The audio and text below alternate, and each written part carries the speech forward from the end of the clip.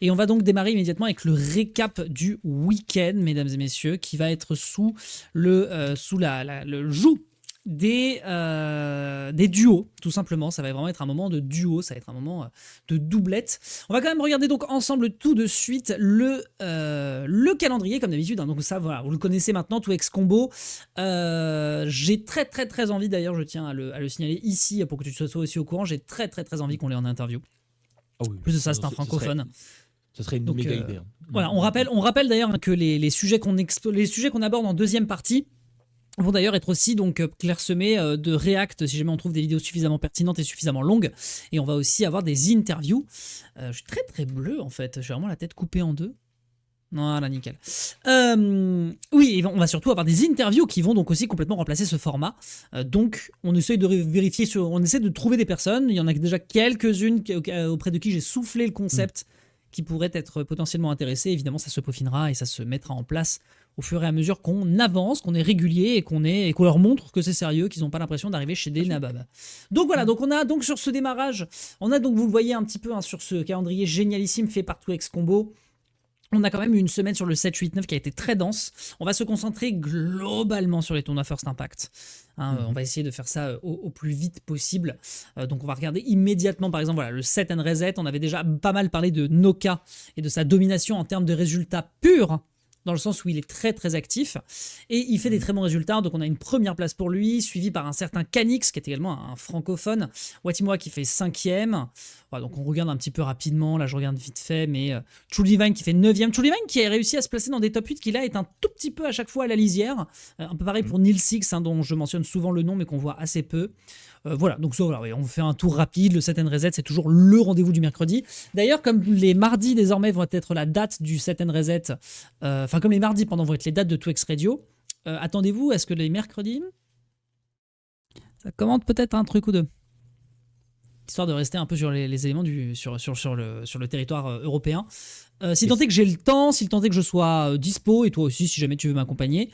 Et surtout, si Damascus ne me met pas, et surtout si Damascus ne me met pas une balayette.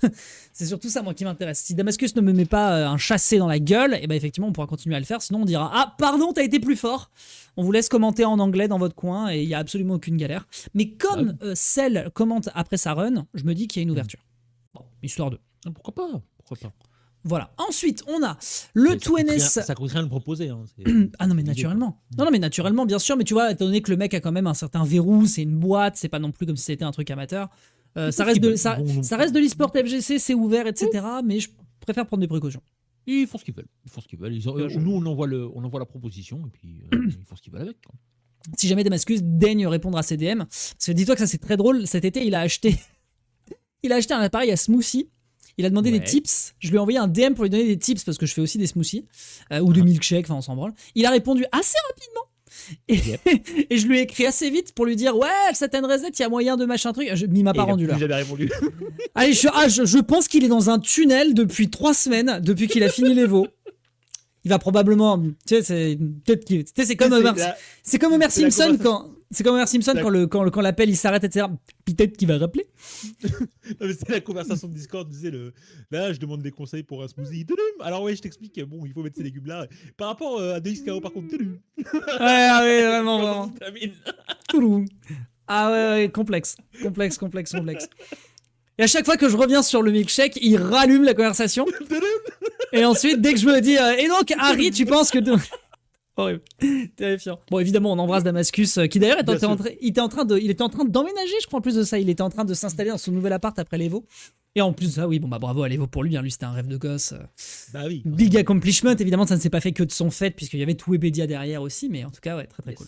Bon, concentrons-nous un petit peu. Donc, on a 2NS, 2XKO qui sont donc déroulés donc tous les vendredis. Je pense d'ailleurs que si jamais il y a un truc à regarder le vendredi, c'est très certainement le 2NS 2XKO.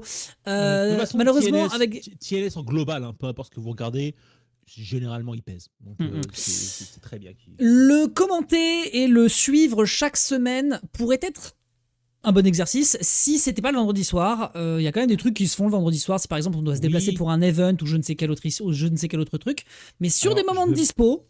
Oui, je veux bien, mais c'est pas comme s'ils faisaient leur tournoi à 3h de l'après-midi chez eux. tu vois. Hmm. Leur finale là-bas, ils seront à 2h du match chez nous. Donc, C'est à 15h et ça finit. Attends, du coup, ça fait 20h et ça fait 2h du matin. En fait, c'est ça. C'est surtout le décalage qui n'aide pas. Oui, oui, c'est ça. Après, bon, tu me diras, un vendredi soir, si on n'a rien de prévu, on peut faire des trucs. Pauvres Européens que nous sommes, on galère un peu. Mais non. Je pense que sur des vendredis ou des samedis où on sait qu'on n'a rien de prévu, ça joue. Par contre, si on est sur un truc événementiel qui est déjà organisé, genre là, par exemple, imaginez les week-ends qui arrivent, là, le mindset, moi, je préfère être en forme pour être au mindset. Tu vois, typical. Typical. Donc en tout cas, ce TNX 2XKO 9 a été, donc voilà, donc on va encore une fois très très vite sur les tournois de la semaine dernière, et remporté par Maze Traps, avec une deuxième place pour Bleed et une troisième place pour Jakey the Snakey. Alors ce sont des gens dont on n'a jamais parlé et que je vous mentionne ici pour une simple et bonne raison, c'est qu'ils sont tous les trois de la team Oni. Et ça, je crois que tu as des trucs à dire là-dessus. Oui. Oni est une team plutôt réputée NRS, donc Mortal Kombat, Injustice, blablabla.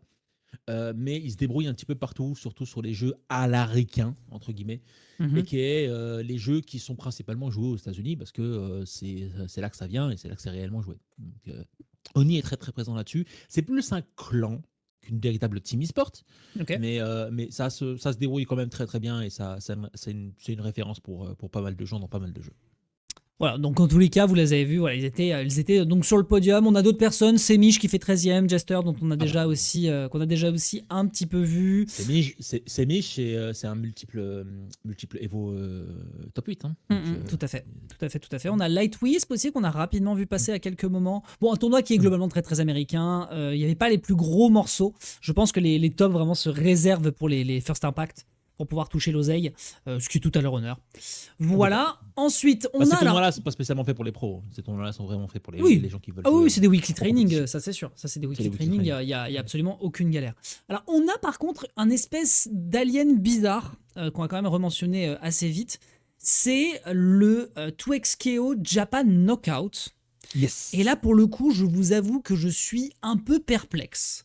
Parce que, en gros, ça s'est déroulé le 8 et le 9. Et lorsque je clique, là vous le voyez, je clique sur le top 8, alors vous excuserez, c'est écrit en japonais, et ben j'ai pas d'infos.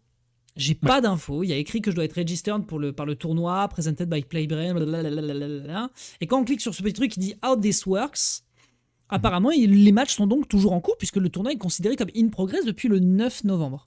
Enfin, depuis le 8 novembre en réalité. Avec donc, ma toute petite expérience de TO me fait dire qu'ils ont juste pas updaté le bracket.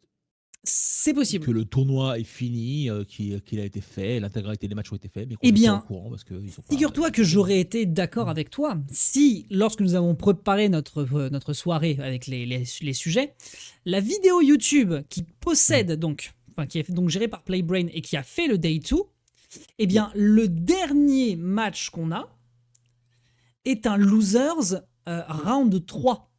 D'accord. Donc ma théorie, si je me base d'ailleurs sur le calendrier des First Impact sur le site de Riot Games The 2XKO, c'est que le Japan Knockout est censé se terminer et c'est là où justement j'ai eu une bonne intuition, le 8-9 et reprendre le 23 pour le top 8. D'accord. C'est un choix audacieux. Je ne sais pas trop ce qui leur est passé par la tête. J'imagine qu'ils avaient des trucs précis à ce sujet.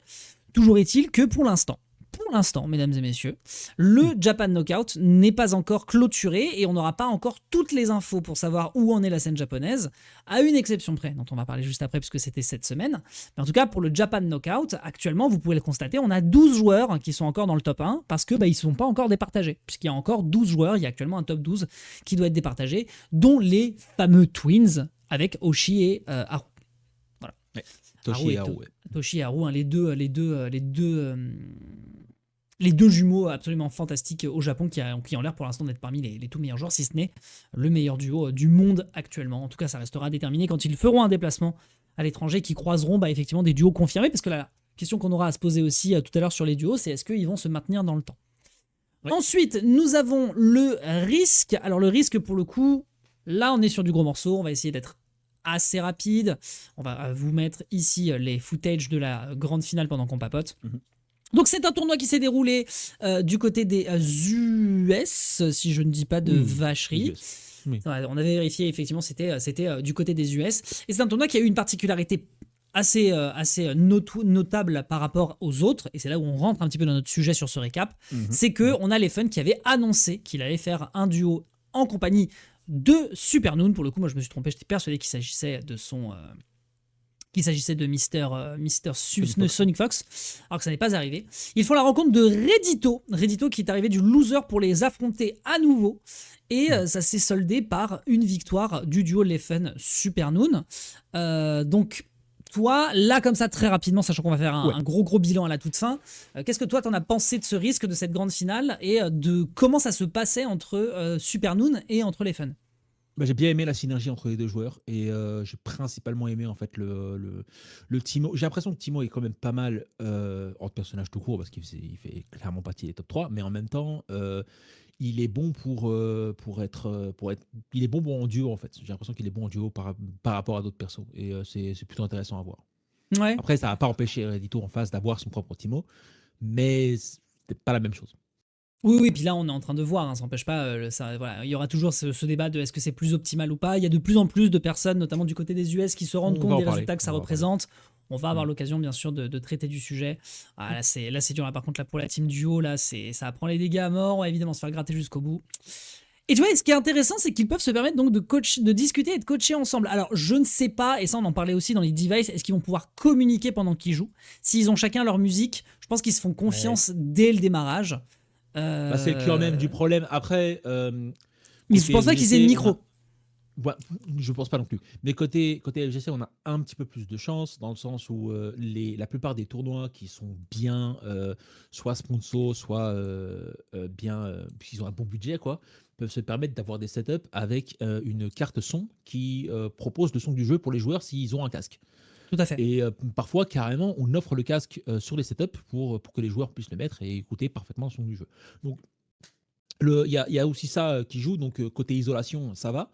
Après, tout le délire de coaching, à savoir coaching mid-game, coaching pendant la game, coaching mid-set, entre les games, blablabla, c'est toujours la question principale. Mais évidemment que tu laisses des gens jouer dans la même game, parler ensemble. Ça, c'est normal. Oui. Peut-être que tu autorises des règles qui font en sorte que tu empêches la discussion pendant la game. Oui, ça pour le coup intéressant. Ça, à la rigueur, entre deux matchs. Alors là, en l'occurrence, c'est entre games. Là, c'est pas entre rounds, heureusement d'ailleurs, parce que t'as pas le temps. Mais entre rounds. Entre games, oui. Entre games, je vois pas où est le souci. Non, mais dans ce cas-là, tu dois. Pas de souci, c'est que c'est complètement stupide de l'interdire en fait. Les joueurs sont littéralement en train de jouer ensemble. C'est pas du oui, tu peux pas te un permettre joueur tiers qui arrive. Non, c'est le joueur qui joue dans la même game que toi. Donc oui, discutez s'il vous plaît. Par contre, à des fins d'égalité, moi dans ce cas-là, il faut impérativement, et si jamais on commence à constater que les résultats sont en train de gonfler, notamment vis-à-vis des duos, on en parlera un peu en détail après. Pour moi, il faut impérativement développer une méta de coach. Parce que sinon, tu peux laisser un gars démuni. Alors là, Reddito, il s'en est quand même bien sorti. Mais tu peux pas le laisser seul face à deux mecs qui sont des légendes de jeux de combat pour moi, de tomber sur la gueule. Tu soulèves un problème qui est extrêmement intéressant et dont j'ai pas envie de parler tout de suite. Ok, bon, très bien. Garde-le dans un tiroir alors. Ouais, ça c'est clairement quelque chose qui est intéressant à parler en global en fait, sur la méta duo. Très bien. Bon, en tout cas, garde-le dans un coin. Dans tous les cas, mesdames et messieurs, Leffen et Supernoon, donc on rappelle Supernoon, excellent joueur de 1. Fighters. Oui, de Fighters. Il a commencé sur Fighters et il est très très bon de XKO. Oui, tout à fait. Évidemment.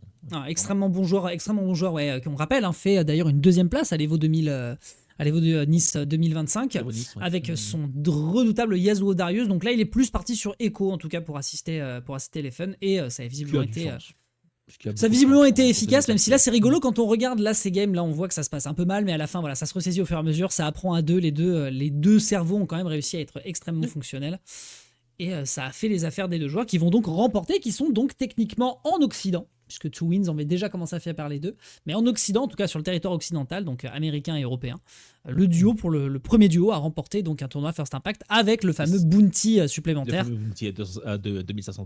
De $2500, tout à fait. Nous avons donc sur les résultats de ce tournoi, pour aller très vite, Reddito qui va donc se prendre un sévère 0-3 et 0-3 sur la grande finale. Après être remonté. Ah non, pardon, il est pas remonté. Enfin, il est remonté, mais il l'avait pas affronté en winners final. My bad, c'est vrai que c'était New York Chris G. New York Chris G qui d'ailleurs a méga rage quit, mais ça, à chaque fois, on va parler de ses tweets, je pense, chaque semaine. Hein. Mais il a grave rage quit où il était en mode à la suite de ce tournoi où il a dit je peux pas jouer dans un jeu où il n'y a que 3 personnages. Non, mais t'as rien vu encore. T'as rien vu du D'accord. phénomène qui est Christopher Gonzalez. très bien. T'as strictement rien vu. C'est du Très bien. genre, je ne peux pas jouer sur PS4 parce qu'il y a 2 frames de lag. T'as rien vu. Bon, très bien. Dans tous les cas, nous avons donc à la première position Supernoon et Leffen. Bravo à eux, ils sont les premiers donc en Occident à remporter un tournoi First Impact et donc à récupérer le bounty, accompagnés donc par Reddito, Chris J qui va faire 3e, Jonathan Thin dont on avait parlé, hein, qui avait aussi remporté des tournois de haute facture, François qui fera donc 5e, accompagné par Zane, dont on avait déjà parlé, Zane, un mot de mon souvenir. Et ouais, Dillian c'est- et Dillian et Shani Espeon qui font donc 7e. Oui, parle-moi de Zane, oui. Zayn m'a un peu effrayé parce que je pensais que c'était Zayn Zedayen. Et Zedayen, c'est Monsieur Melee. Mais pas du tout, en fait. C'est un Non, autre rien à Zayn. Ça n'a rien à voir. On avait regardé un petit peu effectivement son palmarès. Donc voilà, on voulait vous faire un rapide passage sur ce tournoi qui est quand même notoire pour ce truc-là et garder donc en tête ces histoires de victoire de duo puisque ça ne s'est pas arrêté la semaine qui vient de se dérouler. Donc voilà, bravo aux joueurs du risque pour cette performance. On enchaîne donc avec ce qui s'est passé au Japon. Non, on vient de le faire à l'instant, mais par contre au Japon il n'y a pas eu que ce tournoi. On va repasser rapidement du côté du calendrier. On a eu. Alors, je veux qu'on fasse un passage très rapide par contre sur Galaxian, parce que du coup, c'est le dernier tournoi de la semaine qui nous intéresse. Le Galaxian, mesdames et messieurs, ça s'est déroulé du côté. Alors, je vais couper le son, ouais, c'est bon. Ça s'est déroulé évidemment du côté de Paris, hein, qui pour l'instant demeure la région la plus active et surtout qui a le plus gros pool de joueurs en termes de niveau au global sur le jeu, tout simplement parce que c'est majoritairement des héritiers de Street, de Dragon Ball Fighters qui jouent à ce jeu en grande Street, partie. Marvel un petit peu, avec Un petit peu, oui. compagnie. Blob également, qui est un joueur à la base Blob. de Street Fighter, et qui a d'ailleurs fait le déplacement pour le week-end pour y être. On a vu le retour surtout d'un certain Wawa, et pour moi, je trouve que la grande finale, elle raconte quelque chose assez énervé, pour l'instant, du point de vue de la scène européenne. On en parlait la semaine dernière, Noka, c'est actuellement le meilleur joueur de France. En tout cas, d'un point de vue du ranking, arbitrairement fait par 2X Combo. Voilà, sur un démarrage de jeu, mon cul sur la commode, on connaît la chanson. Là, ouais, ça c'est exceptionnel qu'il survive grâce à ça et que ça tue. Ah là là, j'avais vu, hein, moi je l'ai regardé, j'étais en train de préparer le Port Priority et j'ai regardé ça et j'ai fait ah ouais, vas-y. Bref, trop fort. Mais vraiment, le break était terriblement smart. Oui, je disais donc. Wawa, donc, c'est techniquement le vainqueur de l'Evo et un gars qui a un palmarès assez énervé déjà sur les jeux de base sur lesquels il était, hein, ça tu peux en acter. Et sur l'Evo 2025 de 2XKO, il le remporte sans perdre de set. Ce qui est quand même énorme pour un joueur, ce qui est quand même assez énorme sur un jeu qui est quand même aussi nerveux et aussi un peu volatile que 2XKO. Et surtout, les chiffres ont parlé d'eux-mêmes ensuite, d'autant plus à la fin de ce Galaxian Explosion, quelques semaines après que des joueurs se soient massacrés sur des tournois un peu partout grâce au online, notamment Noka, hein, qui est, on rappelle, donc techniquement le 6e meilleur joueur du monde en termes de résultats purs, parce qu'il est aussi très très proactif et très très bon dans ses résultats. Et ben Wawa arrive quand même à le battre. Wawa, qui lui est beaucoup moins présent sur les compétitions, il arrive quand même à redébarquer. Alors évidemment avec le meilleur duo du jeu, hein. On rappelle que Noka est un joueur qui assume le fait de jouer Vi, mais actuellement c'est la meilleure Vi d'Europe.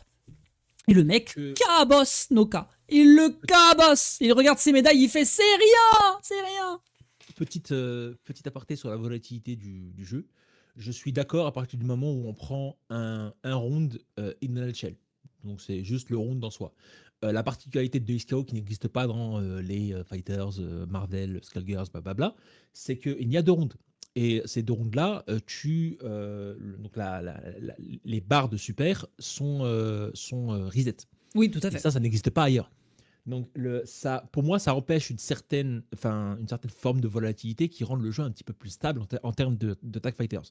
Donc je trouve pas ça méga surprenant qu'un joueur tel que Wawa, parce que Wawa est complètement fou, arrive à ne juste pas perdre un set pendant l'intégralité d'un tournoi. Et surtout, depuis l'intégralité de sa carrière sur 2XKO. C'est aussi ça qui est fantastique. L'intégralité d'une game. Non, je suis pas surpris. On est au début du jeu. Là-dessus, on verra avec le temps et on verra quand il commencera à affronter des joueurs en dehors de la France qui vont un petit peu plus peser dans la balance. Mais ouais, c'est Wawa, quoi. Je savais qu'il allait être. Non, mais je te rejoins. Non, mais je suis capable de l'entendre, d'autant plus que tu as davantage de perte de recul vis-à-vis du joueur que moi. Toujours est-il que voilà, il ne perd pas un set depuis les premiers tests ouverts au public de l'Alpha Lab. Ouais, c'est assez génialissime, moi je trouve. Je vais juste dire quelque chose de complètement stupide. En 2012, il avait quoi, 9 ans, hein? Ouais.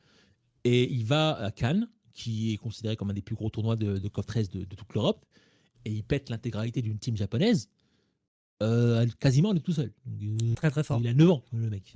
Très très très Ça très n'a très pas de sens. très Ça très n'a très fort. pas de sens. Voilà. Pour le coup, c'est un bon. Du coup, moi, je trouve personnellement que c'est donc une énorme démonstration d'humilité en fait, Énorme. dont doit faire affaire Noka, parce que actuellement, tout le monde a les yeux entre guillemets rivés sur lui. Et là, t'as Wawa qui arrive, il descend de sa montagne et il fait allez petit, Ouais, c'est bon. je pense que Noka n'est pas dans la même structure que nous, parce que nous, on adore les stats et on adore regarder les chiffres et savoir, et on est en mode e-sport et Oui. on veut savoir qui mène, Puis t'as qui envie de mène te pas, dire que le etc. travail paye. Oui, voilà. Mais Noka, à mon avis, il est pas comme ça. Je pense que il est focus sur son gameplay et il se dit bon, ben, je joue et si je gagne, je gagne. Si je perds, j'apprends. Et ça s'arrête là en fait. Donc je pense pas qu'il soit comme ça là-dessus, Noka. Bon, en tout cas, Wawa va ensuite sortir un Warwick et il va gagner avec. Enfin bref, moi j'étais aux anges. J'avais trouvé ça cool. De mon souvenir, c'était pas du BO5. Si, c'était du BO5. Maybe. Ah ouais, cette séquence. Aïe, aïe, aïe. Ah, cette séquence à la Bloodlust. Il lui a fait du sale. Il lui a fait du très très mal. Bon, bref, donc voilà. Donc victoire qui est faite ici de la part de notre brave Wawa, qui donc pour l'instant, a priori, donc demeure effectivement le meilleur joueur de 2XKO du monde. Bonne question. Il faudrait qu'on le voit davantage. Mais en tout cas, il fait des dégâts secs. Il fait des dégâts très très secs.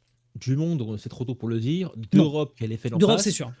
De France. C'est vrai qu'il faudrait que il faudrait que désormais les Fun l'affrontent, je suis d'accord. Voilà, et de France, il faut qu'il fasse plus de résultats parce que c'est Noka qui gagne le. Oui, ça c'est vrai qu'on en avait discuté toi et moi un peu en off quand on voulait préparer l'émission de la semaine dernière. On s'est demandé mais ça c'est un éternel débat. Est-ce que il faut être présent sur des dates marquantes et les gagner, ou bien il faut vraiment être présent sur toute la durée de la saison, peu importe la teneur des tournois, pour considérer que tu gagnes des points de ranking, etc., etc., etc., etc. Et ça là-dessus les débats sont ouverts. J'ai eu ces débats sur plein de jeux que en 2012, 2014, 2017. C'est un éternel débat dans la FGC. On est bien d'accord. C'est cyclique, hein, ça revient tout le temps. Petit retour donc sur ce tournoi qui, encore une fois, se déroule à l'eSpot à Paris. C'est une fois par mois, donc n'hésitez pas à y aller. C'est en train de prendre. Ça prenait déjà de l'engouement pour les autres jeux. D'ailleurs, il n'y a pas que du 2XKO, donc n'hésitez pas. C'est un chouette rendez-vous. D'ailleurs, nous, on va essayer d'y aller un petit peu plus sérieusement. D'ailleurs, j'y suis allé pas mal de semaines parce qu'il y avait Virtua Fighter à un moment. C'est bien. On va essayer de nous y pointer un petit peu plus pour faire du content, en tout cas ça c'est sûr et certain. Et puis pour jouer au jeu tout simplement. Donc ouais, Wawa et Noka, donc Wawa premier, Noka deuxième, Yasha naturellement troisième position, Wade quatrième, Gila et Kane. Kane mine de rien qui est bien solide, hein, on le voit de plus en plus. Et le mec ne fait que dire qu'il aime le jeu et qu'il est motivé sur Twitter. Gila donc 5e ainsi que Kane, et Fraise ainsi que Yamas, que eux je ne connais absolument pas, qui eux de leur côté vont faire une 7e position. Bravo à eux. C'était en tout cas moi j'ai adoré suivre la fin du top 8, c'était vraiment trop cool pendant que j'étais en train de monter le tournoi. Donc voilà, allez, bim, bam, et ensuite on enchaîne. Où est-ce qu'on se retrouve? Je revérifie rapidement le calendrier, bam, bam, bam, bam. Il y a eu un tournoi qui s'est déroulé également du côté du Mexique, mais ce sont des joueurs qu'on ne connaît pas encore pour l'instant. Il faudra peut-être qu'on s'intéresse un peu à la communauté des Sud-Amériques, mais c'est encore trop tôt, je pense. Ouais. Et donc cette semaine, bien dense aussi, on va essayer de la faire très rapidement sur les quelques dates qui nous viennent en tête, mais il faut absolument qu'on parle de l'Invade 2XKO APAC Cup, puisque c'était un rendez-vous invitationnel, certes, puisque un invite, mais un tournoi où on a une victoire à nouveau d'un duo. Pour le coup, moins de surprise parce que c'est du côté de l'Orient, puisque là on est en train de parler du Japon, et on est un peu habitué parce que ils se sont fait repérer très vite, Toshi ainsi que Haru, qui vont donc remporter le tournoi qui était l'Invite 2XKO APAC Cup. Là-dessus, pas trop de surprise. Non, on savait en fait qu'ils allaient un petit peu marcher sur tout le monde. Après, le côté intéressant de la scène APAC, c'est qu'on sait que potentiellement les Chinois et les Coréens s'intéresseraient un petit peu plus sur le jeu que pas mal de jeux de combat qui sont japonisants japonais, quoi. Tout à fait. Donc en soi, c'est bien plus intéressant, sachant que généralement, alors c'est une généralité ce que je veux dire, c'est pas nécessairement vrai, mais quand des Japonais sont très bons à un jeu, les Coréens et les Chinois sont pas là, et quand les Coréens et les Chinois sont très bons à un jeu, les Japonais sont pas là. Donc ça serait intéressant pour 2XKO parce que ce serait intéressant de voir les deux trois scènes, on va dire, se cogner un petit peu plus la panse, parce que plus de thunes, parce que plus de visibilité, et surtout bien plus de support venant de Riot, qui supporte déjà avec d'autres jeux les scènes chinoises, coréennes et japonaises. Oui, bah, League of Legends, pour ne citer que ce jeu-là, déjà Valorant, pour commencer, c'est Valorant. sur Valorant aussi, bien sûr. Bien tout à fait. plus, en tout cas au Japon, bien plus Valorant que là. Ça, c'est intéressant. Bien plus Valorant. Donc, c'est vrai que ça a moins pris qu'en Chine et en Corée, oui, c'est tout à fait vrai. D'ailleurs, ils avaient fait tout un pataquès parce que beaucoup de weeboo avaient demandé à ce qu'il y ait des voix japonaises sur le jeu. Ça a moins pris en Chine, certes, mais ça a quand même bien pris en Corée. Moins pris au Japon, tu veux dire, parce que le jeu est quand même populaire en Chine, hein, League of Legends. Hein. Le jeu est méga populaire au Japon, Dex, je sais pas de quoi tu parles. Valorant ou League of Legends? Valorant. Moi, je te parle. Ah oui, on ne parle pas de la même chose. Je te parlais de League of. Mais ah non, LOL, c'est pas pareil. LOL, c'est pas pareil. Il y a une scène LOL au Japon. Mais elle est succincte, ouais. Oui, et surtout maintenant, elle est associée à la scène Pacifique, parce que les teams peuvent plus justifier en fait la ligue japonaise à elle seule. D'accord, très bien. C'est comme ça. Mais oui, Valorant apparemment c'est un peu plus un truc. De toute façon, les team games, de toute façon, ça a jamais été le grand forté du Japon. Ça a toujours été les accomplissements solo. Enfin, c'est un truc culturel, les jeux de combat. C'est pas exactement. Tu me dirais c'est du team game Valorant aussi, mais je trouve que c'est plus straightforward. Je ne saurais pas comment expliquer. C'est pas exactement ça. Faut pas oublier que le Japon est un pays de jeux vidéo. Qui joue en team ou pas en team, ils aiment jouer aux jeux vidéo. Mais ils aiment jouer à leurs jeux. Oui. Il y a beaucoup de jeux en team japonais qui sont bien plus joués que le reste. Ceci étant, Valorant reste pas un jeu à eux, mais oui. Non, Valorant, c'est pas un jeu à eux, clairement. Mais ça, c'est depuis les accords. Mais ça passe. Dessus, blablabla. Mais il y a eu des jeux japonais. Alors, Dungeon Online, ça compte pas vraiment comme un jeu japonais, c'est plus coréen. Mais la scène japonaise était énorme sur ce jeu-là. Et personne n'a entendu ni là-dedans ce jeu en Europe ou aux États-Unis. J'entends. Nous avons en tout cas Twins, les Twins qui l'emportent donc à nouveau, Toshi et Haru qui vont donc remporter le tournoi ici. Il y avait 110 participants. Bon, écoutez, voilà, bravo à eux. On espère que évidemment leur règne va continuer de nous surprendre, puisque ça a été eux pour le coup les grands ouvreurs du débat autour des duos, puisqu'ils sont tout de suite arrivés et ils ont absolument choqué tout le monde, notamment même les éditeurs du jeu. Et ils continuent encore aujourd'hui à leur donner du buzz dès qu'ils en ont la possibilité. Et ils ont d'ailleurs hâte de les croiser quand ils se pointeront au Japon pour un tournoi d'envergure. Donc voilà pour l'Invade, ça a été assez rapide, mais c'est surtout pour signifier que là, les duos, il commence à se passer quelque chose. Il y a eu le set and reset qui s'est déroulé mercredi dernier avec une victoire de Noka. Bon, à ce moment-là, on commence à ne plus être trop surpris. Hein. Noka, très gros morceau, suivi par un certain Blob. Hein. Et ensuite, voilà, on commence à avoir les noms à peu près en tête. Ipski fera 3e cette fois-ci. Opal, hein, le joueur de Jinx, de son côté, finira à la 5e position. Et là, pour le coup, petite surprise, sur les 74 participants, on a un certain Arctal, qu'on connaît quand même pas mal, qui fera, lui, une 8e position. Arctal qui donc, alors que je dise pas d'ânerie, mais je pense que je vais en dire une. Donc je vais proposer 2 jeux, et je crois savoir qu'il est commentateur, ou en tout cas un gros aficionados d'un des deux. Je crois que c'est plus Grand Blue que Guilty Gear, ou c'est l'inverse? Et non. C'est ni l'un ni l'autre, tu vas me tuer. C'est ni l'un ni l'autre. Oh non. D'accord, bon bah très bien. En fait, il était principalement connu sur Killer Instinct. Ok, d'accord. Mais aujourd'hui Fighters, énormément. Skullgirls, un tout petit peu. Mais okay. Il a fait du Grand Blue. En tout cas, moi, dans ma tête, là, actuellement, c'est un commentateur de Grand Blue assez connu. Mais peut-être que je dis une vache. Alors, en termes de commentaires, parce que je ne parlais pas de moi, je le connais en tant que collègue commentateur. Ouais, en tant que collègue commentateur, oui. Il a commenté du Grand Blue bien plus que d'autres jeux. Ouais. Ok, très bien. Pour ça, j'étais pas trop perdu alors. Je regarde rapidement, nous avons Watimoa à la 13e place. Wade fait pas tant de tournois que ça. Tiens, TPK, c'est vrai, il l'avait streamé la semaine dernière. Il a fait 17e et il a commenté ensuite les phases finales. Voilà, Canix 33e, voilà, des noms de cet acabit. Andy, hein, d'ailleurs, joueur BMS aussi, qui est méga motivé par le jeu, fait également 33e. À surveiller, hein. Il y a des petits profils qui vont doucement commencer à se pointer s'ils commencent à jouer avec les bonnes personnes et que ça grimpe. Il va vraiment y avoir des très beaux morceaux. Hein. On savait que des Aegis et BMS allaient s'intéresser immédiatement sur le jeu en France. Ça, c'était clair, net et précis. Ouais, surveiller. Ils avaient déjà des joueurs de Fighters, donc surveiller le chemin était tout pris. IMO, le mercato des 6 premiers mois, ou alors à la date de sortie officielle du jeu, vous n'allez pas vous rendre compte de ce qui va se passer. Suivons. Moi, je suis très très intéressé parce que par les moves que Kamel va faire. Hein. Après, attends, maintenant, moi, je pars tout de suite Kamel. Je pars tout de suite déjà, Kamel, il faut Kamel s'attendre. est partout sur tous les jeux Riot, donc il va être sur des Ouais. Moi, j'attends de voir. Déjà, j'attends de voir si ils vont déjà se faire attraper par Riot Games, comme ils avaient fait pour d'autres jeux, pour d'autres trucs, etc., pour qu'il y ait des EP. Parce que pour l'instant, et c'est un truc qu'avaient déploré certains observateurs, TPK et d'autres, où ils disaient, pour l'instant, on n'a pas d'EP, on n'a pas Kameto, on n'a pas Ponce, on n'a pas machin qui joue au jeu pour tester. Ah là là, On c'est n'a quand pas même encore eu triste ça. quand même de pas avoir, d'EP sur un jeu qui n'est pas encore sorti. Non mais, tu vois ce que je veux Ils dire, font on chier, attend. hein. Ils Non mais cassent on les attend. couilles, hein. Pour le coup, on Oui, l'attend. mais Oui, attendez. mais toujours est-il qu'il y a aussi des influenceurs qui se sont pris d'amour pour le jeu. Je pense à Lily Pichou notamment, Ouais. qui a beaucoup parlé Non, mais du jeu sans pour autant. Valo, encore une fois, personne n'en avait quelque chose à foutre Oui, pendant les 6 premiers mois. oui. Alors, il y avait le Covid, donc il y avait un contexte. Mais voilà, il y avait un temps avant que Valo prenne quand même de l'ascendant Oui, et commence à devenir intéressant pour les streamers. Et Et pour on les sait pas quelle gueule le jeu va avoir dans 4 mois, s'il sera encore là. A priori, vu comme c'est parti, ça devrait être le cas. Bon, en tout cas. Et pour l'instant, Riot met un effort minimum sur la scène. On verra quand ils vont commencer à mettre la première. Ah Et bah, la on en seconde. est au stade où même c'est les organisateurs qui kiffent tellement le jeu qu'ils ont mis 50 pétards sur le Frosty Faustings sans l'initiative de déconner, Riot. quoi. Oui, donc Sans effectivement, oui. l'initiative de Riot. Donc vous imaginez, avec l'initiative de Riot, il y a, C'est tout à fait un petit zéro qui va s'ajouter dans pas mal de cash price. Hein. C'est tout Au à cas fait où. vrai.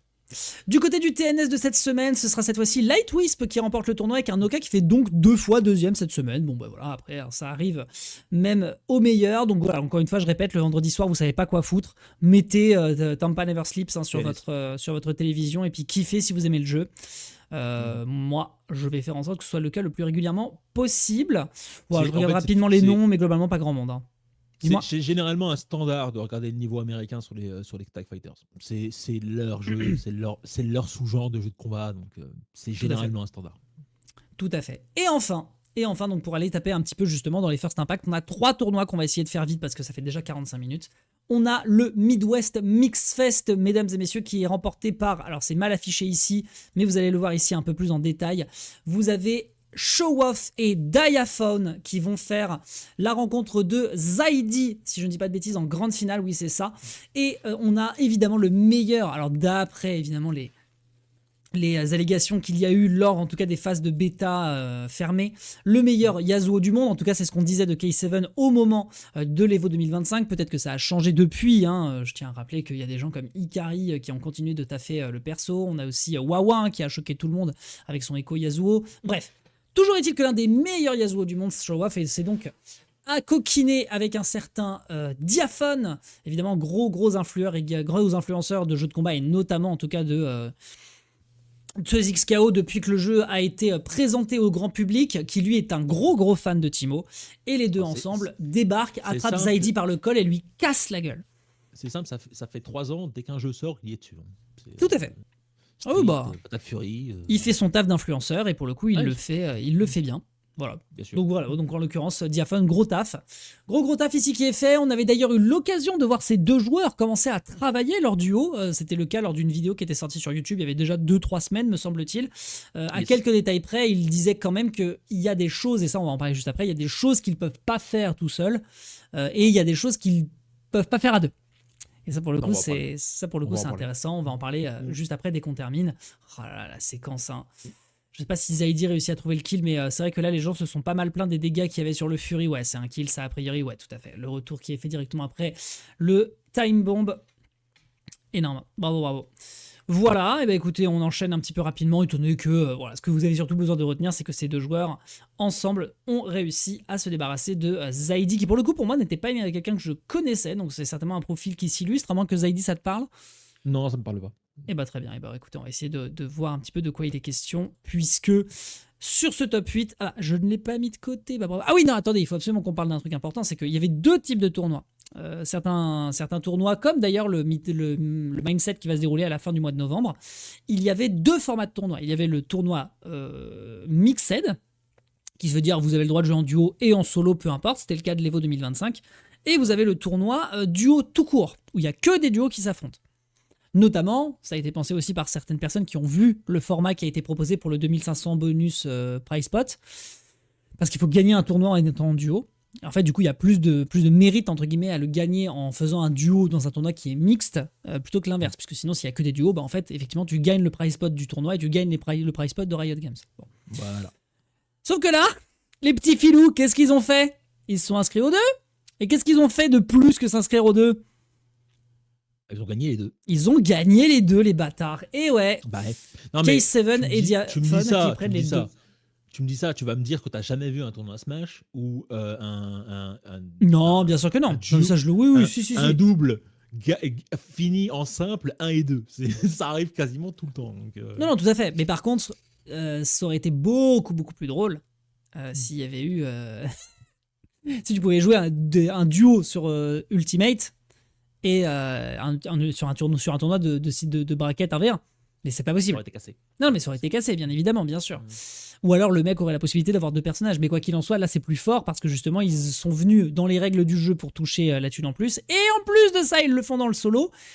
Qui, débattable, pas débattable, est meilleur ou pas. Enfin voilà, ça reste évidemment déterminé. Ils sont partis avec 5 patates. Quoi. Ils sont repartis avec 5 patates. Bravo à eux. Très bien. Ils sont repartis avec 5 patates et on va d'ailleurs regarder à quoi ressemblaient donc ces formats de duo. Nous avons donc Zaidi qui se retrouve à la 2e place après K7 et Diafone, PZ Poi, Bakarina, Nagoub, Zinioe, Fouli et Fridge. Rien. Je ne sais pas qui c'est. Je ne sais pas de qui il s'agit. C'était un tournoi, a priori, évidemment. Mais pour l'instant, il y a quand même des noms et des profils qu'on a quand même eu de temps en temps assez régulièrement sur des top 8. Là, pour l'instant, c'est pas le cas. Pour l'instant, ces gens-là, on ne sait pas qui c'est. Et du côté du tournoi double, on a eu encore à nouveau Diafone et Showoff qui perdent contre, je n'ai même pas envie de le dire, SSJ... Oh putain, SSJ, GSSJ, KKT20, Ultra Beast... Ah, il va te faire enculer, c'est bon. Ils ont perdu contre eux.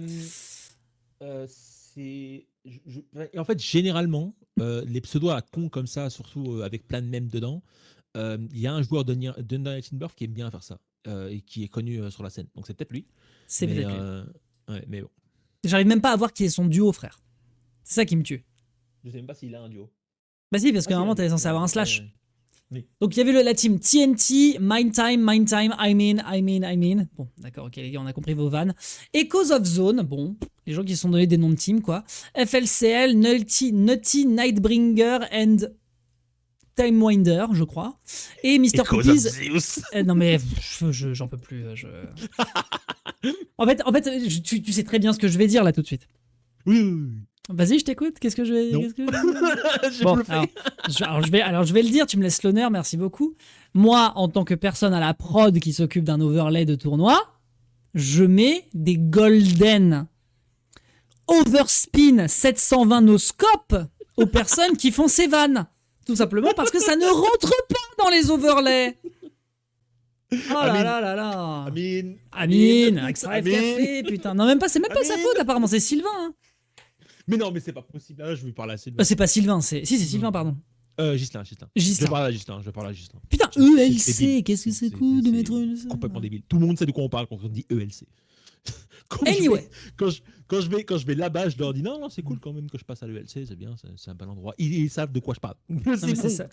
C'est ça le plus casse-couille dans l'affaire. Bon, anyway, donc voilà. Donc toujours est-il que ces gens qui ont pensé être rigolos pour noter leur nom de team, alors qu'en fait, ce qui est dommage, c'est que quand tu mets des noms de team comme ça à la con et que tu ne sais pas qui sont derrière ces noms à la con, bah c'est compliqué d'identifier les joueurs.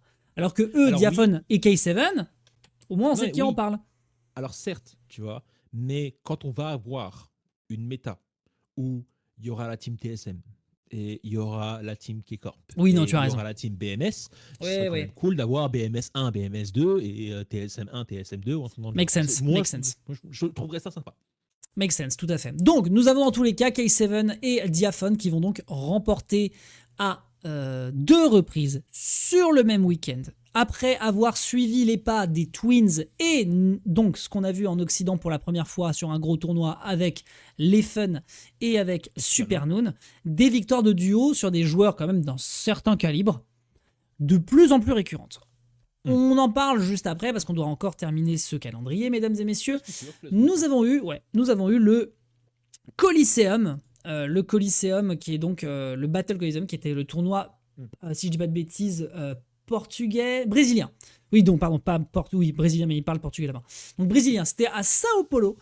On fait un rapide passage dessus parce qu'en soi, il n'y a pas grand-chose, en tout cas moi que je vois qui soit vraiment notoire. C'est un tournoi offline, c'est quand même important à souligner pour la région. C'est important, et c'est une victoire d'un certain que nous avons déjà vu, mon cher Chaf, Zilik 7, dont on avait déjà regardé le palmarès. A priori, il est en train de doucement mais sûrement à la suite de son expérience sur d'autres jeux de combat dont on avait vu un petit peu les performances, il est en train de se signer comme étant peut-être le plus gros joueur, ou en tout cas dans le top 3 des meilleurs joueurs de sa région.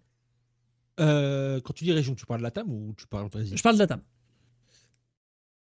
Doucement papillon. Parce que le Brésil et le reste de la TAM, c'est plus ou moins une frontière. En tout cas dans la FGC. C'est comme séparer en fait le Ouest du reste du CIS, les anciens pays de l'Union soviétique.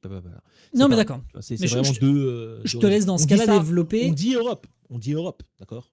Même quand on parle des joueurs biélorusses ou autres, on dit des joueurs européens, mais pas vraiment. Moi, je te dis juste ça. Je te dis juste ça en perspective du fait que actuellement, nomme-moi un autre gars de la TAM qui remporte 2 First Impact. Actuellement, nomme-moi un tournoi qui a eu autant de niveaux que les tournois brésiliens sur 2XKO. Tu veux dire du côté des LATAM? Du côté des LATAM. Oui. Pour l'instant, la c'est vrai scène que principale effectivement, de ça a de 2XKO, l'influence. c'est au Brésil. Donc, ça a effectivement de l'influence. On ne sait pas ce qui se passe en LATAM. Enfin, au reste de LATAM, pardon. À condition évidemment de parler du offline, parce que sur le online, il y a quand même quelques petites compétitions. Non, sur le online, il y a des trucs. Sur le online, il y a des existent. trucs. Mais pour l'instant, ce qui compte un petit peu le plus, c'est ce qui se passe au Mexique et au Chili. Bah, on attend de voir les détails là-dessus, et on rappelle d'ailleurs que la semaine dernière, il y avait un tournoi qui se déroulait au Mexique, que je l'ai perdu, Torneo Experienza, ça se déroulait au Mexique en offline, et il faudra peut-être garder le nom de Levi Choto. Oui, voilà. Et probablement des Ken Blue River et des joueurs mexicains qui sont très très bons. Oui, c'est vrai que ceux-là, tu me les avais aussi mentionnés. En effet. Et enfin, on a le dernier en date, mesdames et messieurs. Celui-là, c'est évidemment le chouchou qui nous vient directement de chez nous. C'est notre produit, mon pain, mon saucisson, mon pinard et surtout mon Set and Reset, 2e édition en First Impact. À noter d'ailleurs, pour les gens qui avaient regardé le calendrier et qui sont un peu surpris, le tournoi de eBay, le Hustle Games 2, l'eBay Games 2 en First Impact, a été décalé à décembre pour des raisons qui lui appartiennent, je suppose. Donc, ne soyez pas surpris si on n'a pas eu l'occasion de voir les Fun gagner à nouveau ce tournoi. Et c'est donc, en tout cas, sur cette édition anglophone, puisqu'on rappelle que c'est toujours une production franco-anglaise. C'est Inzem. C'est Inzem, cette fois-ci, qui est venu dire bonjour et qui a récupéré le sésame face à Zando, joueur israélien. Alors, on va tout de suite faire un disclaimer immédiat.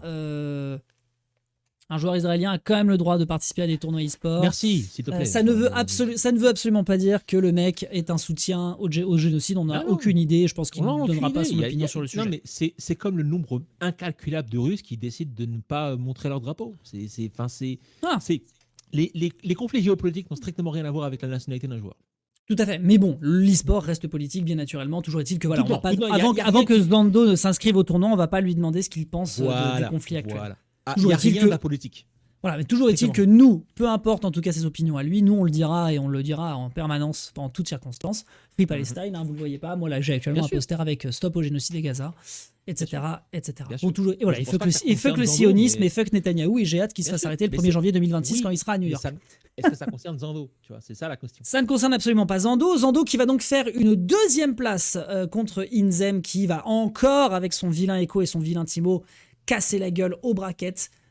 Peut-être pas pour longtemps, ça va être la prochaine partie, on va regarder le patch note. Mais ce joueur va donc en effet à nouveau faire parler de lui comme étant a priori le meilleur concurrent pour peut-être être le meilleur joueur de 2XKO de son continent, sachant que la concurrence est rude, on en a déjà parlé, Ikari existe, dès les premières semaines de First Impact, il a énormément fait parler de lui, Sonic Fox a également eu des bons résultats, notamment lors de la DreamHack, donc sur le papier, Inzem cache bien son jeu pour l'instant, mais tout le monde, les Crigi, la plupart des joueurs de street des États-Unis, les joueurs canadiens qu'on ne connaît pas, non. Absolument.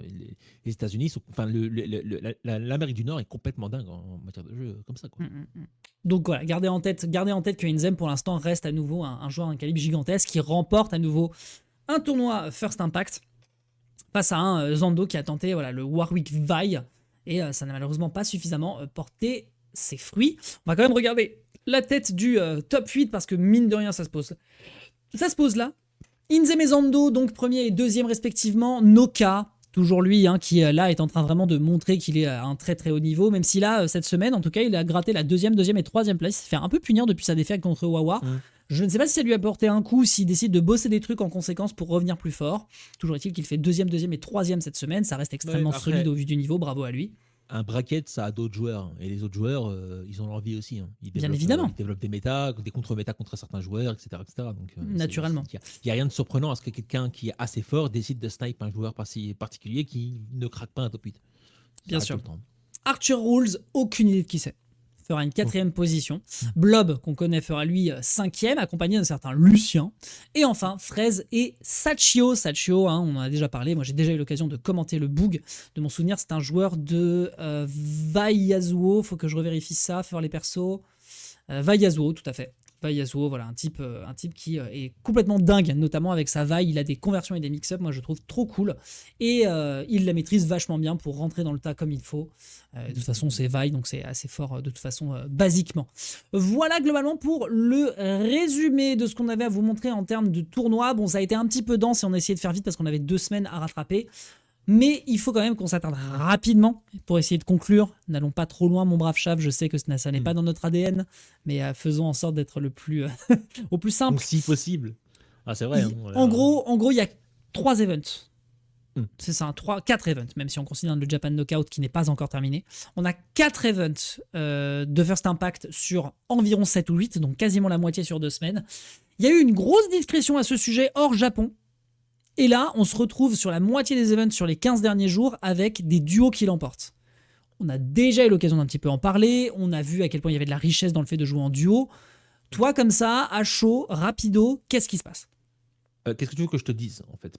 Est-ce que tu veux que je te parle des joueurs spécifiques qui gagnent en duo ? Tu veux que je te parle de la méta duo qui évolue maintenant ? Carte blanche, on fait ça en 10 minutes. On voit ce dont... Enfin, on n'a pas encore une fois, le jeu n'est pas encore terminé, blablabla, je ne vais pas tout le temps dire la même chose, mais l'idée, c'est que ce qu'on a surtout vu, c'est des top players se mettre en duo pour péter tout le monde en tournoi. On n'a pas nécessairement récupérer la thune. Donc on n'a pas spécialement vu du duo. Alors oui, on a les Twins, d'accord ? On a les Twins. Et ça, par contre, c'est vrai que... Ouais. Pour moi, les Twins sont pour l'instant l'exception à la règle. Je n'ai pas envie de mettre la charrette avant les bœufs et de tout de suite dire les duos sont pétés parce que Super Noon et l'FN ont décidé de se mettre en commun pour gagner le tournoi. Non, mais, oui, pour gagner un tournoi, c'est ça, oui, c'est ça. Par pitié, les top players qui se serrent la panse pour gagner un double, ça arrive tout le temps dans Smash. Tout le temps. Donc, qu'est-ce qu'il y a de surprenant là-dedans, en fait ? Non, pour le coup, je suis d'accord. Et dans tous les platform fighters ever, c'est tout le temps. Genre, les top players de Rivals à l'heure actuelle, quand il y a des doubles à Rivals, donc les Cake Assault et les machins, ils se mettent en double et ils prennent le double et ils passent à autre chose. Hein. C'est tout le temps comme ça. Donc, de là à dire que ça questionne l'intégralité de ce qu'on avait dit par rapport au duo, de ce que j'avais dit, principalement moi, à savoir les duos pour l'instant, c'est loin d'être viable, en tout cas loin d'être proprement mis en tournoi et une menace pour les solos. Pour moi, non. Pour moi, ça questionne pas le public. Bah, en tout cas, à très très court terme, là, comme ça, oui, si c'est ponctuel, effectivement, ça changera pas grand chose. Après, et le patch d'après, Alex. Et le patch d'après, et le patch d'après, et le patch d'après. Oui, bien sûr. Et ça reste. Et je pense aussi que c'est malin, finalement, quand on y réfléchit avec un peu de recul. Parce que tu sais, on se posait la question de est-ce que ce serait pas mieux de récompenser un duo qui, finalement, a vraiment envie de penser au duo et s'implique dedans. Et en fait, s'il fait meilleur, genre si c'est le seul dans le top 17 et que c'est celui qui allait le plus loin, c'est lui qui prend les 2500 balles. C'était plus ou moins ce qu'on avait dit. Et on trouvait que c'était le mieux. Attends, je termine. Et qu'au final, il fera pas premier. Bon. Au final, le coup de génie, entre guillemets, c'était d'appâter, c'est visiblement ça qu'ils ont fait, Riot Games, d'appâter les top players en leur disant, les gars, vous gagnez en solo, bravo. Mais il y a 2500 balles. Vous avez un petit cash et nous, ça nous permet d'avoir des footage pour montrer qu'on a des top players qui y croient sincèrement. Et on peut le mettre en vitrine au moment où on va annoncer publiquement la sortie du jeu. Moi, je m'en suis pas rendu compte tout de suite, mais quand j'ai vu là que les victoires s'accumulaient, que t'en avais de plus en plus qui disaient hey, les gars, on va peut-être y aller un peu, etc. Parce que là, franchement, alors, autant les Twins, t'as raison, pour l'instant, c'est l'anomalie. Et de toute façon, je pense pas que Riot comptait sur le Japon pour se faire de la pub. Je pense pas plus que ça, même si le Japon est une terre de jeux de combat. Bon. Non, ils comptent sur les joueurs japonais, mais pas nécessairement sur le Japon. Mais franchement... sachant que je pense que d'autres vont le faire parce que techniquement, on est aux 2/3 du First Impact. Il n'y a que 3 events pour l'instant qui sont remportés par des... Donc hors du coup Japan 2XKO Japan, qui n'est pas encore fini. Pour l'instant, il y a 3 events. 3 events qui sont remportés par des duos. Sur les 22. Alors, 22 au total, donc il faut encore compter ceux qui restent, mais imaginons qu'il y en ait déjà 15 qui soient passés. Ça veut dire que ça fait un 5e. Donc ça veut dire que 10, ça veut dire qu'il y a 25 000 balles en plus qui auraient pu être gagnées par les tops s'ils avaient voulu faire des duos, ou par des duos plus compétents, on s'en fout, qui sont partis qui sont entre guillemets partis en fumée. Et qu'est-ce qu'on compte en fait? Est-ce qu'on compte les tournois où uniquement un duo gagne comparé à ce qu'un duo perd ou ne réussit pas à se qualifier en finale ou blablabla? Est-ce qu'on compte le fait que les duos sont plus ou moins présents dans le top 8? Enfin, il y a 36 trucs à compter là-dedans, donc c'est méga compliqué de tout de suite faire une conclusion sur un système de duo qui, pour l'instant, moi, me satisfait pas tant que ça. Hein. Oui, dans le jeu en tout cas. Pour l'instant, toi, tu restes sceptique. Globalement, tu restes sceptique. Moi, il y a un seul truc sur lequel pour l'instant je suis hypé, mais c'est vrai qu'on les voit pas assez et j'ai hâte qu'on les voit davantage. C'est clairement les Twins. Ça, c'est sûr et certain. Twins. Vraiment, Toshi et Haru, par pitié, ne vous arrêtez pas et continuez de casser des gueules. On va regarder rapidement la fin de ce 2XKO Japan, je pense, dès qu'on en aura l'occasion. Je suis ravi que ça existe parce que ça permet à des gens comme les Twins de se mettre en avant et de proposer un maximum de choses. Oui. Quand il y aura un Evo 2026. Okay, qui sera principalement sur 2XKO, quasiment tous les tournois de l'Evo de 2026 auront 2XKO. Oui, Japan, Europe, Nice, oui, bien sûr. Japan, France et classique. Oui, là-dessus, on aura du 2XKO partout. Est-ce que dans ces tournois-là, des Supernoon et des LFN vont se dire ce serait quand même bien qu'on se mette en commun? Non, ils vont aller en solo. Non, c'est rien. Alors, pour moi, ils vont aller en solo. Pour moi, je pense aussi. C'est ma prédiction. C'est vrai qu'on n'en sait rien, mais je pense qu'ils vont aller en solo. Oui, tout à fait. Donc c'est vrai que pour l'instant, au vu de la façon dont c'est en train de se faire, puisqu'on a les fun... Parce qu'en fait, comment dire, c'est aussi des personnes qui, dans un cadre d'early meta, avec un jeu qui est neuf, et eux qui ont une grosse expérience avec Marvel Capcom, DBFZ, tout ce que tu veux, mon cul sur la commode. En fait, le fait de jouer en duo, je trouve qu'ils ne prennent pas beaucoup de risques. Non. Je m'explique pour les gens qui seraient choqués, qui écoutent ce que je suis en train de dire, c'est qu'ils ont un niveau qui est conséquent en tant que joueurs de combat, ils ont énormément de fonda, ils savent très bien de quoi ils parlent, et ils partent du principe que les gens avec qui ils vont s'acoquiner, en tout cas avec qui ils vont bosser ensemble, sont à peu près dans la même veine. Tu vas pas me faire croire qu'un Supernoon n'est pas capable de s'asseoir à la même table qu'un Leffen pour discuter de jeux de combat. Oui, ça va à peu près non, dans ma tête, ils savent à peu près ce qu'ils peuvent dire tous les deux. Ils connaissent le jeu, ils connaissent les notions. Évidemment que oui, en fait. Oui, c'est ça. Donc c'est pas qu'il n'en est pas capable, c'est qu'ils peuvent complètement le faire. Donc en fait, voilà. C'est juste que tu prends deux cerveaux qui parlent bien ensemble, deux jeux de combat en général, et ils se foutent dans la même pièce.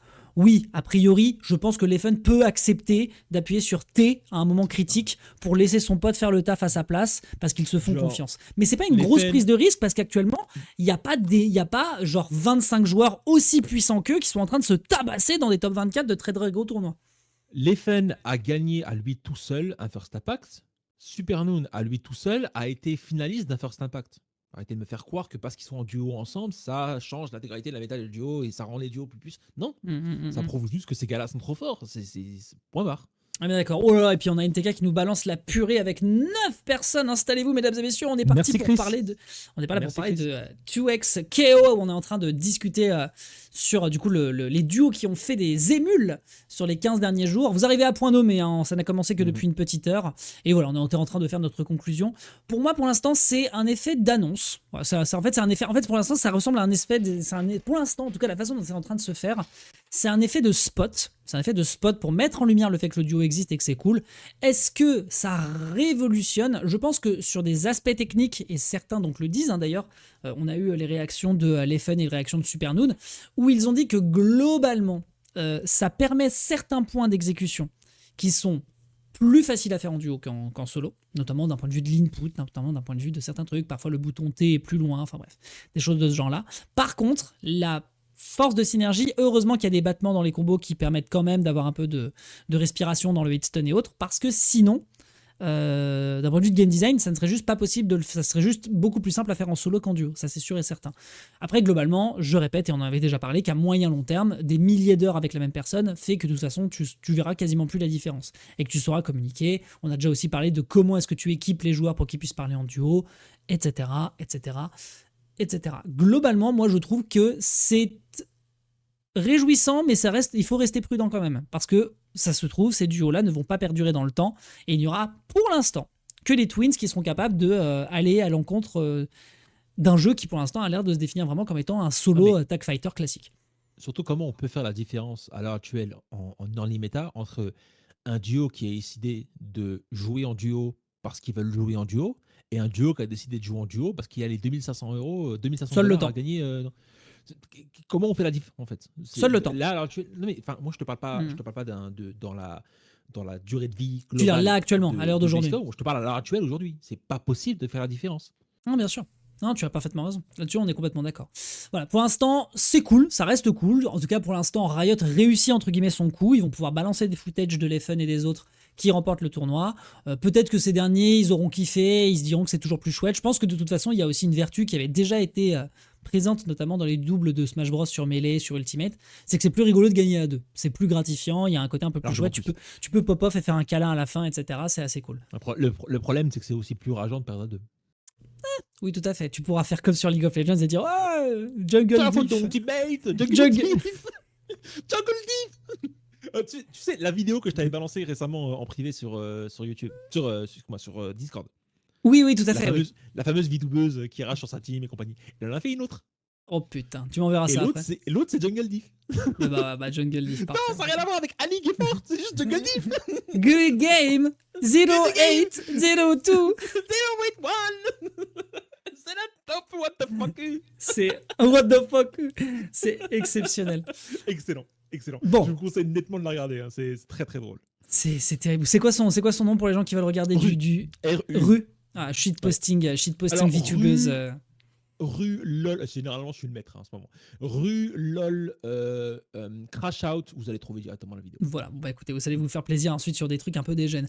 Donc c'est une victoire de duo en tout cas sur ces 15 derniers jours, bravo à eux, et espérons que ça se maintienne dans le temps. Je pense qu'actuellement ça sert surtout à des tops de se faire plus de thunes et s'amuser tout simplement. N'oublions pas encore une fois que c'est un jeu qui actuellement n'est pas encore, je pense pour les tops, pris avec un grand sérieux. Ça reste du First Impact, ça reste de l'Early Access. Donc ils font des tournois, ils voient qu'ils sont bons, ils continuent, ils prolongent un petit peu ce kiff de manière différente. Tant mieux pour eux. On verra ce que ça donnera sur du moyen long terme. De toute façon, on en était déjà tous les deux au courant de ce truc-là. On a dit que c'était du moyen long terme. Voyons déjà ce que ça donnera sur une saison 1. Voyons déjà ce que ça donnera à 1 an de sortie du jeu. Sachant que pour l'instant, il y a effectivement une seule anomalie qui existe et qui, eux, sont vraiment, en plus de ça, dans un storytelling de zinzin, c'est qu'ils sont frères. Et ce sont les Twins qu'on va donc surveiller de manière assidue, puisque on rappelle que ce week-end ils sont censés terminer le Japan Knockout. Voilà, le 2X KO Japan.